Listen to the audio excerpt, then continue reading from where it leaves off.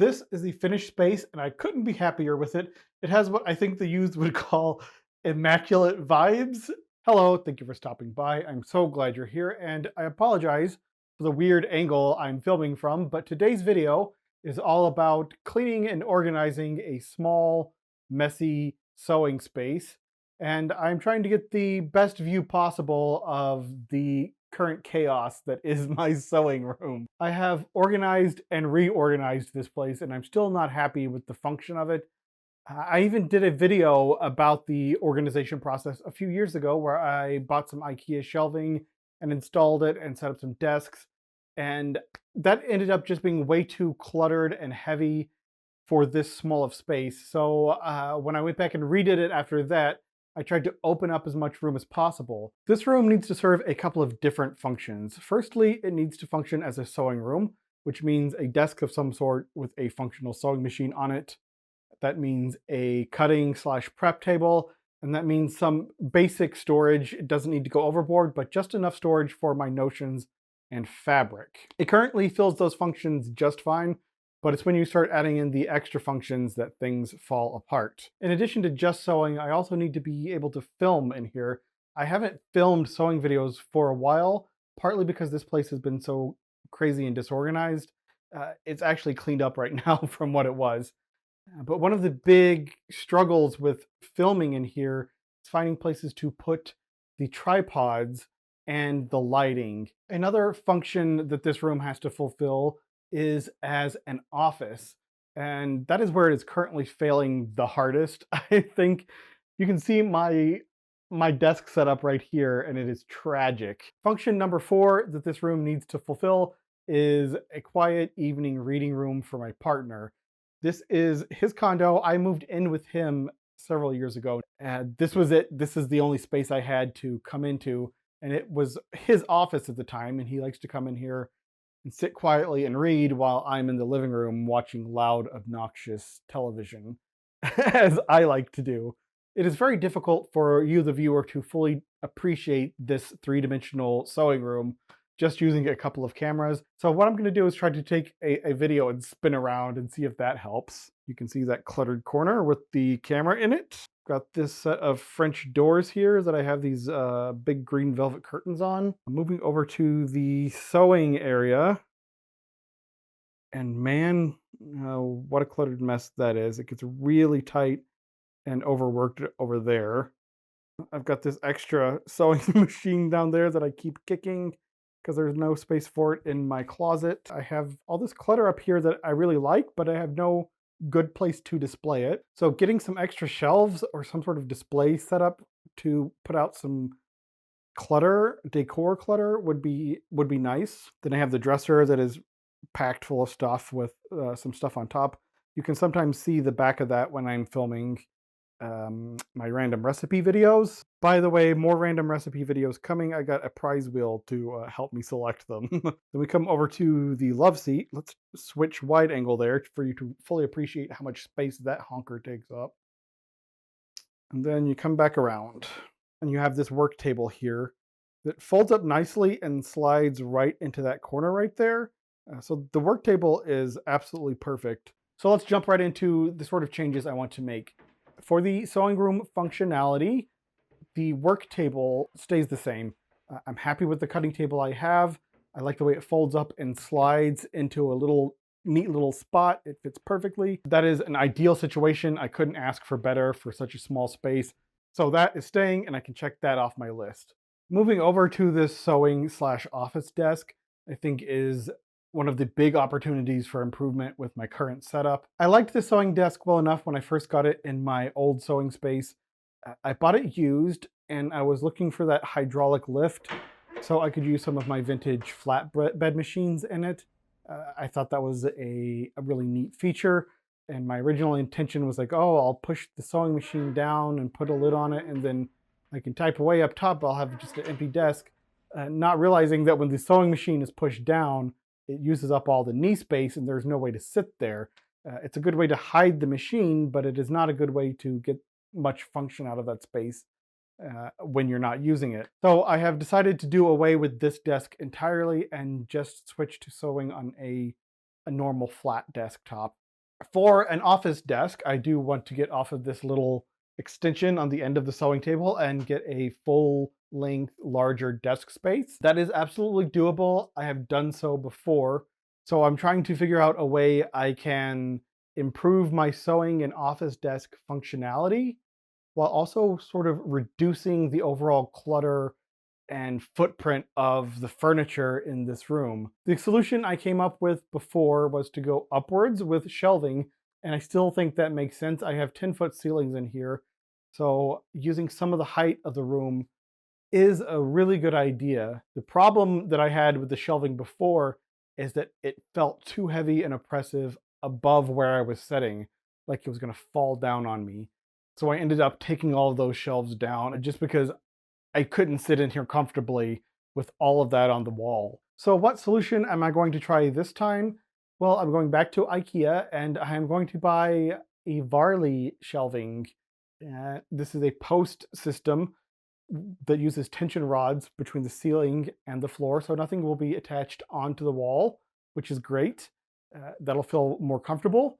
And I will use the lower shelves as desktops. So I'm doing two 35-inch wide post systems. One will be the desktop for my office work, and one will be a sewing desktop, side by side. And there will be shelves above. Where the sewing desk is will go away completely, and that space will be emptied and opened up. And I'm getting rid of this giant sofa, thankfully. It's been pretty high on my wish list since I moved in, but so this finally is going away, and I am going to replace it with just a smaller chair for sitting in the corner right here. Real quick Thursday check-in. I'm mostly just editing the video, but I wanted to do a spin around of the room to let you see how things look right now in the midst of the transition process. Starting at the doorway, you move over here into the giant junk pile in this corner. The cutting table staying where it's going to stay. And you move over into the French door area. I took down the big bulky green velvet curtains yesterday that were covering up that whole area. I replaced them with these lighter French door curtains that I like much better, much lighter, brighter, happier. Moving over into this corner, it now has the chair in it that is going to be the reading spot. Probably going to get a little side table and a lamp to go with that. Continuing over, and we have the dresser that I just pushed over all the way into that corner. More junk that needs a home. I'll figure out all the artwork situation once all the furniture is up. And that printer, I think, is going to go on a shelf. I'm not sure exactly what its final home is going to be. I'm just being real careful not to unplug that thing as I move it around, because getting it set back up to print from my laptop is a real pain in the behind. Those drawers that were stacked in the corner, I moved them down. Hey, ma'am, stop chewing on that. Thank you. So we're moving into this big area here. Come on, focus. Where the L Varley shelves will go.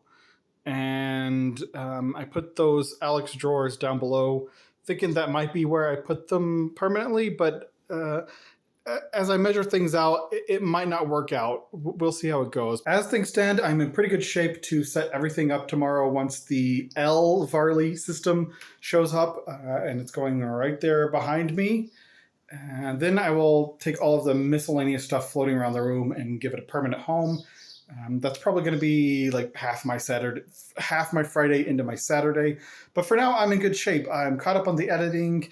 There's not really much else I can do in this room until the El Varley shows up. So I think that I am going to go to the zoo. It's going to be a really nice, sunny, it's going to be 80 degrees today.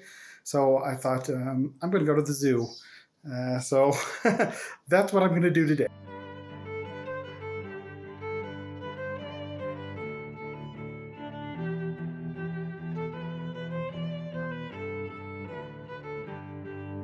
This is the finished space, and I couldn't be happier with it. It has what I think the youth would call immaculate vibes. It's just really cool to hang out in here. It came out so much better than I was expecting. Let's go back to that checklist of functions that I set out in the beginning of the video and talk about how well the finished room fulfills the goals that I set out for it. Starting with a functional sewing space. I ended up making a small change to my original plan for this room, and I added in this vintage sewing cabinet here. This is the original cabinet that went with that Kenmore Model 33 that is in it. I actually picked that up in Janesville, Arkansas, from the living room of the lady who bought it new in the 1960s. Her daughters were selling it. They said that their parents, when they got a home, they went to Sears, got the entire house furnished, put everything where it was going to go, and all the furniture that they bought from Sears when they furnished the home originally in the 1960s stayed in the same place that they put it originally. And that sewing machine had sat in that living room since it was bought in the 60s. It was used a few times a year, very well loved, taken care of, and I picked it up from its original home with all of its original paperwork. And that machine and that cabinet just really give off a sense of care and love. You could tell that the person who owned it really cared for it. And I really like having that vibe in the room. I decided to bring that sewing table back in the room because when I got these shelves set up, I originally planned for the desk on one side and the sewing machine on the other, but it just was too crowded and I wasn't happy with it. I really stressed out about this and I was thinking I was gonna have to tear everything apart, redo it, switch plans, add another desk. I didn't know what to do, but I sat with it for about a day and thought it over, and it came to me that I should just bring back that original sewing table. It has a much smaller footprint to it than that other sewing table had. It will fit all of my Kenmore flatbed machines. When I want to use a free arm or a serger, I can just drop the sewing machine down, close the top, and work on top of it. It fulfills all of the functions it needs to with a small footprint, and it looks nice doing it. I really don't know why I ever switched from this original sewing cabinet to that other one. I don't know what I was thinking, but sometimes newer, bigger isn't always better. A lot of the vintage sewing stuff, they really had it right, and they really knew what they were doing. So this machine is back in its original cabinet. I really like working with that. It is just a straight stitch, zigzag stitch with reverse, but it's a great machine. Very simple, straightforward internals. It's very clean, smooth running. It's just a joy to sew with. The next point of sewing functionality is the storage. And I still have the dresser here that I'm using for storage, and the shelves, the drawers that were stacked beside it, I moved into the closet. So I still have access to them. I still have all those drawers for storage, but they aren't taking up floor space and cluttering this room. So I still get all the functionality of them and more open space. As far as the cutting table goes, like I said, it is still in its original space where it can be folded up and tucked away or spread out. Either way, that hasn't changed. I'm really happy with that. And when I want to come in and actually set up for sewing, I can put my ironing table in front of the French doors here. So I will have the cutting table in this corner, the ironing table right there, and a sewing table back there with lots of open, empty space in between. Very functional, very happy with it. So check. It's still a very functional sewing room. I didn't lose any function whatsoever. That brings us to the next point, and that is a filming space.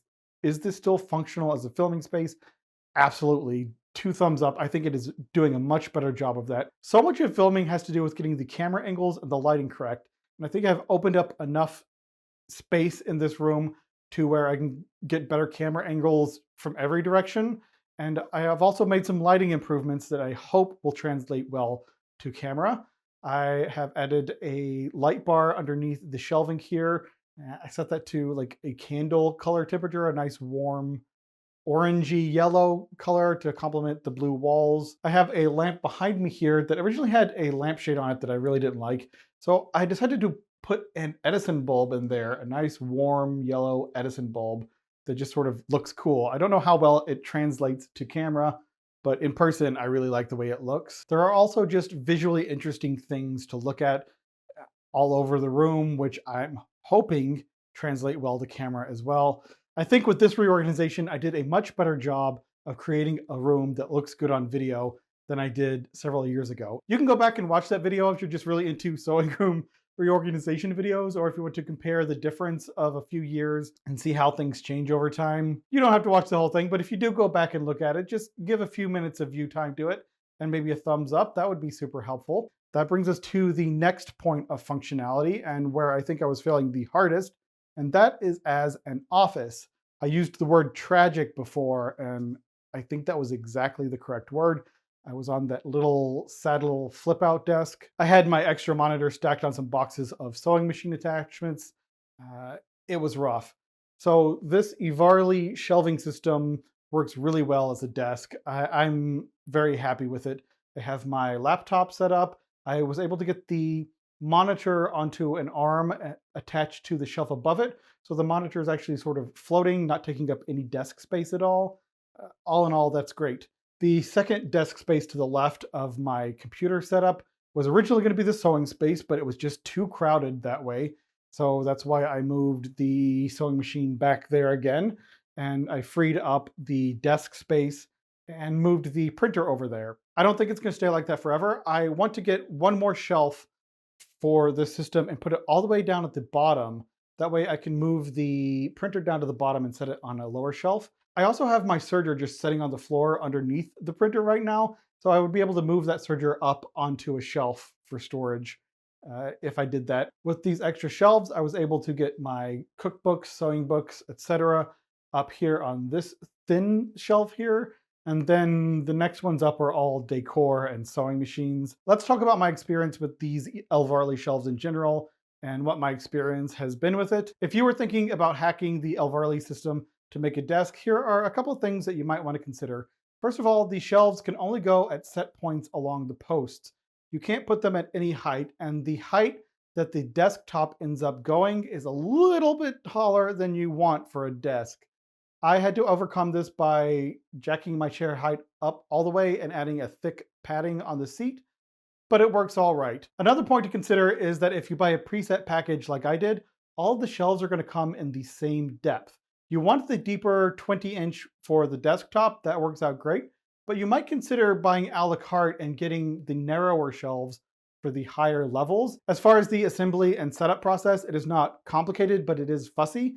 The posts all need to be the same distance from the wall. They all need to be spaced evenly to fit shelves between them. You need to make sure that they are not twisted at all against each other. The flat faces need to face each other exactly perfectly.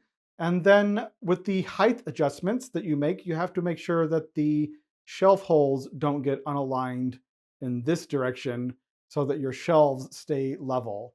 And that gets fussy. An alternative would be to use the Elvarly system that has the supported sides instead of the posts. All in all, though, I'm really happy with the system. I'm really happy with it as a desk, and it's going to stay in that place for years to come because I am not moving it at this point. Now, going back to that checklist, this space works really well as a sewing room. It works well as a filming space. It works well as an office space with a good desktop. And our fourth and final function is as a cozy reading room to sit and just vibe. I have this chair in the corner with a little side table and lamp where you can just sit and read and just enjoy your life. And the overall aesthetics of the room are very comfy, cozy. It's a nice place to sit and read. There's open space in the middle so you don't feel cluttered or claustrophobic, but there's lots of cool things to look at. I think that about wraps everything up, though, that I wanted to talk about with this room. As soon as you enter the space, you definitely can tell it is a sewing room. There's lots of vintage sewing machines out. There's lots of warm golden light, which is really comfy and cozy. And I have to say, I'm really proud of myself. I did a better job with it than I was expecting, and I just really love it. So it's time to shut these cameras off and get to sewing. If you have liked this video, please give it a like. That helps more than you can know. If you've not already and you would like to, please subscribe. Thank you so much for watching, and I will see you in the future.